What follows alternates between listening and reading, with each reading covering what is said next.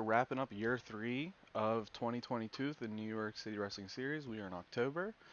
And this show is a pretty big show when it comes to importance of we kick off Sodomia and Riley McManus. LA Star number 2 gets his chance to take on Austin Smooth, and continuing our push to eventually get to medium. Um, Recently, we signed Jack Bruce, um, and we're trying to use him smartly, paying him a deal of 70/30 merchandise split, um, as well as paying him 10 grand per appearance. Now, he didn't appear last month, and he's not appearing this month, because we kind of want to make it special, as he is a New York City wrestling icon, we'd say. Although one of our rules is we can't bring back people who formerly left, I think Jack Bruce makes sense from a company standpoint. If this were real life and he was willing, I mean, they'd be dumb not to. That said, let's go ahead, get started with our show with a big match of Riley Demio, Riley McManus and Sodomio. We have Sodomio defeat Riley McManus. Now, the important thing here, as I pointed out last episode, finally have a match rating over 60 between two of our own creations, and very happy with that. These two have been our, let's see, Sal was first champion after Brutus. Wait, no. Yes, he was. Then it was Matt Stranger. Then after Matt Stranger, uh, man, I forget who my champions were. Uh, Somewhat Matt Stranger. I forget who Matt Stranger dropped it to. That's crazy.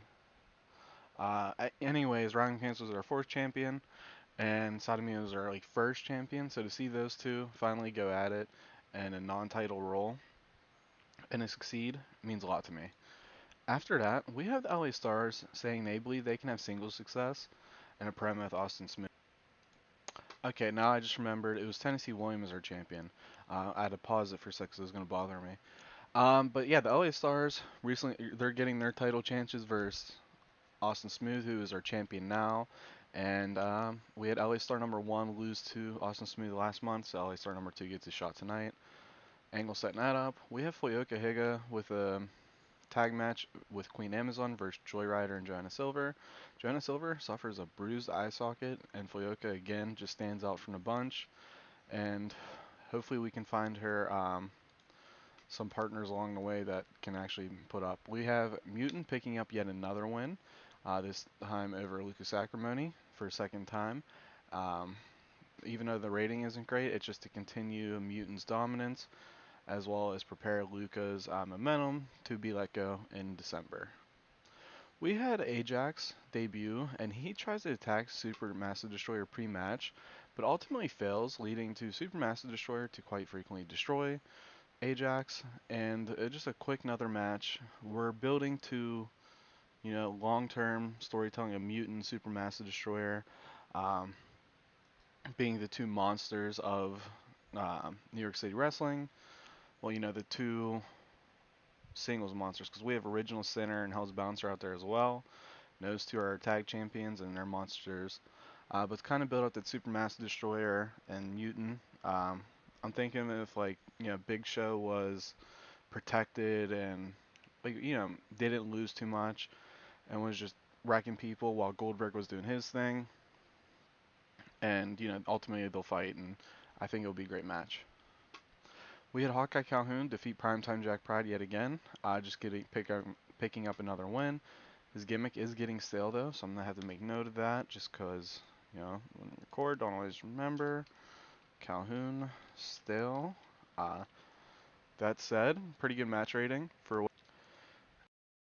And Primetime isn't there yet, but he's going to be, so this just gives him more experience. We had the boys from Yukon defeat Brutus Milano and Tex Tagan. Now, if you remember, Brutus Milano recently dropped what's called Cheerleader Nikki as his valet and picked up Duke Hazard. So in his first match with Duke Hazard, they lose with Tex taking pin and pin, and that kind of leads to Brutus beating the shit out of Tex Hagen as a slap him down. Duke ditches Tex. Again, just kind of separate Tex from Duke, and honestly to separate Duke from the Executioners when Texas Hangman was signed away. We had the Watchdogs versus Original Sinner, Hell's Bouncer, Father Cobra, and we actually had, the heels pick up the win over the faces here with Father Cobra submitting Dominic DeGraff with the Viper Vice. When it comes to this match, it's good to see Deaver Arnold is right in line with, these three who have a little more popularity, and these two, um, not really that good in the ring as you can see. Egon apparently has potential, according to our creative. Dominic, not much, but I think there's room for him on our company after all. We had Jerry Martin yet again defeat Malachi Milk, not Milk, Milk, defeat Malachi Milk with a discus punch, and kind of putting an end of these two feud. And Jerry Martin's going to be able to be a maniac elsewhere. We had Mass Mauler, Mass Stranger defeat the Militia of Desert Storm and a Silencer. And not the best match, but it's a match nonetheless. And it's just to really put an end of that Honest Frank, Mass Mauler, Mass Stranger interview series and kind of put a button on that to prepare everyone to go their own ways. And then our main event, a pretty good match, not quite where we wanted it to be. Austin Smooth defeated LA Star number 2 via the Smooth Hold, making defense number 4 of his New York City Wrestling Empire title. Let's see here, because I don't look at this stuff too much. So penalized for spinal impact moves. Once we go to, I don't get this. So he has great chemistry with Fern, but he's overwhelmed by manager. So how do I don't know. I don't know how that makes sense. Nonetheless, pretty good match. And then when we go to what's called medium, or not medium, classic sports entertainment in February will be the first show. We're gonna remove that spinal impact. Actually, you know what? I'm actually gonna remove that now, just as a means to start transitioning into classic sports entertainment. We're gonna remove the limitations of the in-ring aspect. Um, because I think that kind of stays true to, okay, we're going from small 70s style wrestling to, I don't want to say 80s style wrestling. Not, it's like the classic sports entertainment is, it's a tough, I don't want to pick an era because I don't want to like compare it that way. But like right now, I always compared it to like the 93 Raw kind of style. And we're going to more of a, I just want to say standard WWE as a style, but style nonetheless. Let's go ahead here. That's going to be pretty big when it comes to our match rating, so I'm excited to see how that changes next month. Let's see here. Howlin' Man Mort and what's it called? White Horse Whitaker. So I tried changing the gimmick to, with them being faces like an old school baby face, kind of save them anything, but nothing there. And then, White Horse Whitaker obviously is on the chopping block. And then between the other five, what I could do, since actually what I can do between these six, since there's six of them, maybe like a tournament where like a quote unquote save your job tournament of Luca. Well, I don't know how I'd break it off in singles matches because we have the boys from Yukon. And I mean honestly, it's still me picking. So I mean, out of this group, if I had to pick, Brutus, Howland Medmort, Whitehurst Whitaker would be the ones I'd keep. And Luca, Tex, and Ajax would be the one I'd let go. So how could I kind of incorporate that other than just doing it? I mean, at the end of the day, if that's what it is, it is what it is. Um, I'm disappointed the boys from Yukon, Howland Medmort, and Whitehorse Whitaker, gimmick changes didn't do anything good. But, it is what it is. I didn't really protect them. They've always been borderline. As you can see, those who've been here a while. Supermassive Short Sodomia, Mass Stranger, the LA Stars, Original Center, Austin Smooth, very protected. And you can see my lower mid card guys, and Kip Keenan, who will get action soon. Um, but no, I mean, I'm trying to figure out, I'll have to figure out how I can kind of WAP. Momentum's tough. Once they get cold, it is really hard to kind of reset it. A gimmick change is supposed to, a positive gimmick change. See, here we go. This is part where I messed up. Let's go ahead here, put Duke in.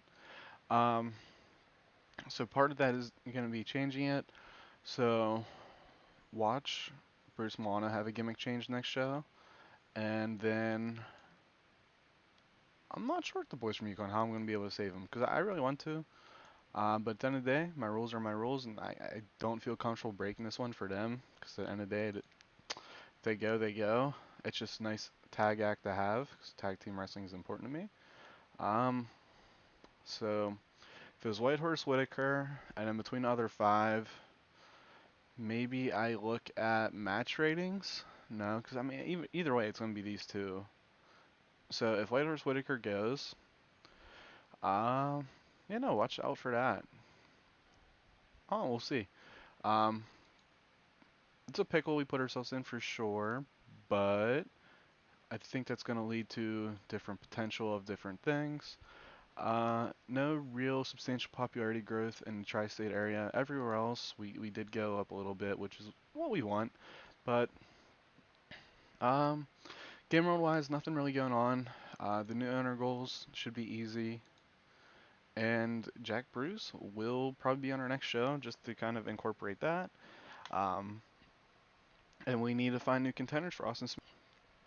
With either Hawkeye Calhoun, Mass Stranger making sense, maybe Kip Keenan just debuts as, kind of introduce him as like a big star and faces Austin Smooth. Maybe he wins. But Austin Smooth's title reign is pretty successful so far. Let's do a quick popularity look at. Ooh, he actually won 53. That's nice. Who won? Sodomio won. Didn't really go up in fifth there. Sure, Riley didn't get really hurt. Kind of quick look. Boop, boop, boop. So Cobra and all that, really, I just kind of wanted a mid card where is where we wanted him, and then maybe a long, if we can develop his like skills, he can go out to main event. But pretty good so far. Pretty happy with that. Hawkeye Calhoun, obviously pretty decent as well.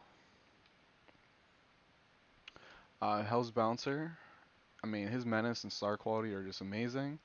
Howlin' Mad Mort, that's why I don't want like he's gonna be the one that's gonna stay if it's between him and Whitehorse Whitaker because his star quality, his um, menace, and I think his skills are a little bit better as well. But Whitehorse Whitaker is the tag specialist. Jerry Martin, our maniac.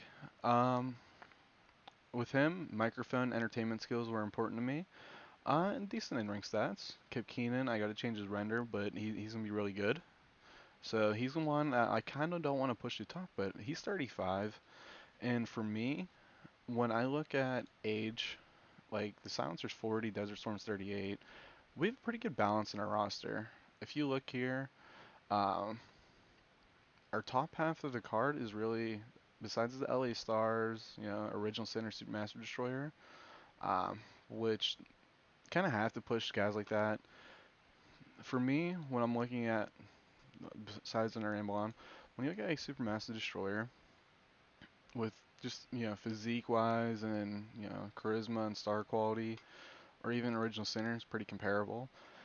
It's like imagine Batista was 22 when he debuted, or Brock Lesnar, and they're in the mid card losing to lightweights or losing to like a primetime Jack Pride who, so it's kind of like you have to protect them, and naturally they'll get pushed harder in real life. But I think we found a good balance with that, and I mean Original Center really impressed me, and yep, yeah, this is the most success he's ever had in any save I've ever seen.